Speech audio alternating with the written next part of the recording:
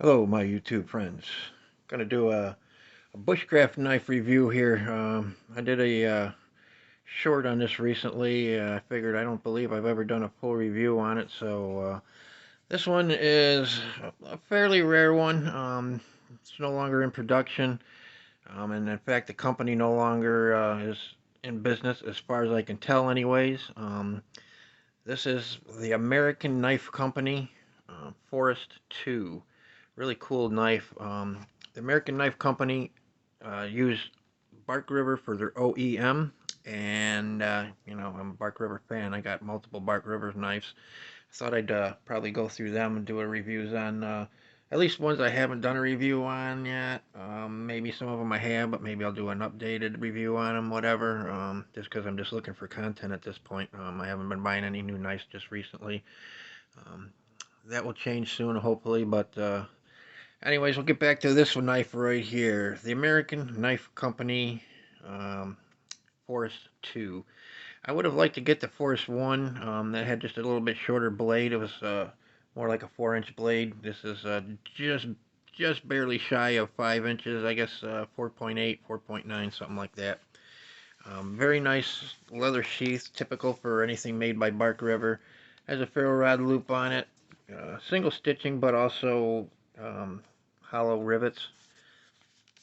And this also has a rare earth magnet in it, so this thing ain't going nowhere. It holds it very securely. It holds the knife very securely. No rattle, no shake, no nothing, and it is not going to fall out on you, even if you stand on your head, I don't think. You can carry this horizontally or vertically. Yeah, or vertically. Either way, scout carry or vertical carry. And very good quality sheath. Is typical for most Bark Rivers. The sheaths are always well made. Sometimes I don't really like some of them, depends, but this one I do like. This is a good sheath.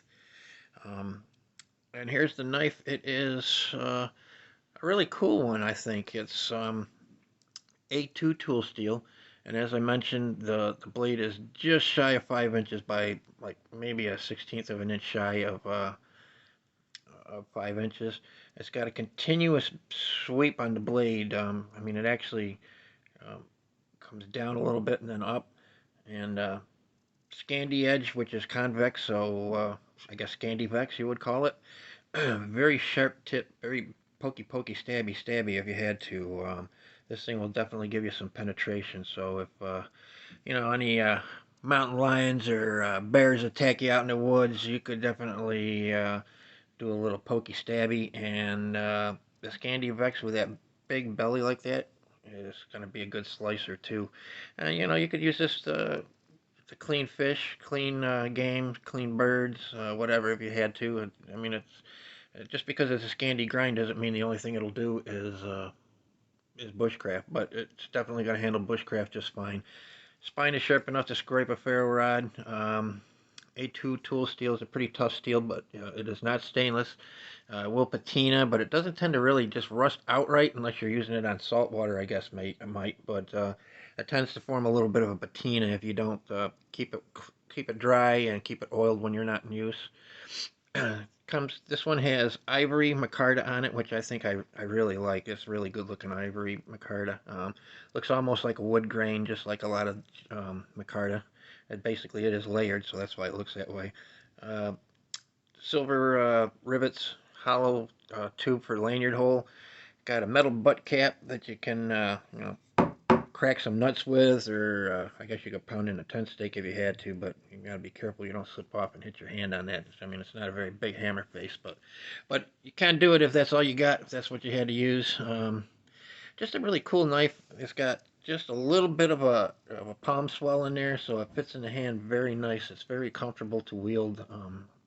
I found that I could carve on a stick with this for quite a long time, and it does do a very good job making curls. This is hard to do with behind the camera. I'm sorry, this is not going to be my best feather stick, I can tell you that, but yeah, it, man, this is difficult to do behind the camera. Reach around there like that. But yeah, as you can see, it'll do it. Make some nice curls. If you want to use it just for, I mean, cut cardboard. Basically, it'll do whatever you need a knife to do. It's really designed to be a bushcraft knife, though. It's just a bushcraft knife that can certainly handle any other normal knife task if you need it to do it. But overall, just a knife I really enjoy using. I'm happy to have it because these are no longer being made. Um, they haven't been around for quite a few years now. These were made, I think, back in like 2016, somewhere around there, maybe even 2014. I don't know. Been quite a while. It's been a good 8 to 10 years since these have been in production. But overall, a really cool package. A2 tool steel is not my favorite steel, but it's far from my least favorite as well. I'll take A2 over D2 any day. Over 1095, it's going to should hold an edge longer than 1095. Should be a little tougher than 1095. Um, Overall, just a good sturdy,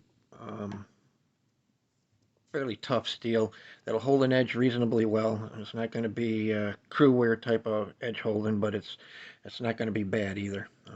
Just a really good knife overall. Like I said, I'm quite happy to have it in the collection, and I don't have any immediate plans on getting rid of it. But I really don't know what else I can tell you about it other than it's a good one, and it's a damn shame they don't still make them. That continual sweet belly is just really, really good for making feather sticks, I'll tell you, and it does a great job cutting notches. It'll baton just fine, full tang, so no worries about that. Just a good knife overall, but I really don't have much more to say. So until the next one, stay safe, stay blessed, and we'll see you.